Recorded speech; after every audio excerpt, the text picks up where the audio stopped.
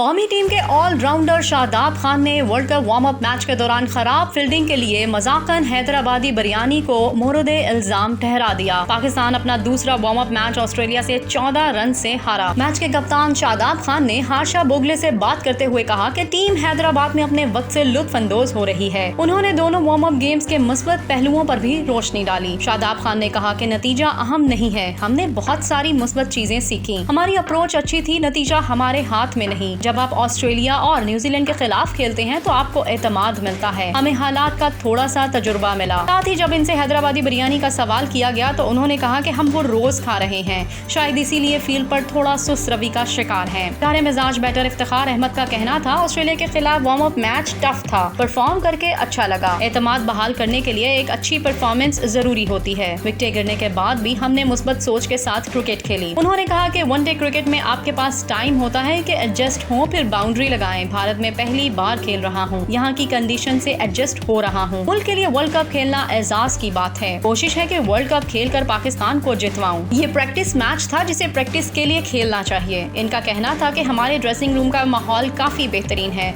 अगर proper match होता तो हर कोई अपने नंबर पर आता। उम्मीद रखें, लड़के पूरे एतमाद हैं, ये वर्ल्ड कप जीत कर आएंगे।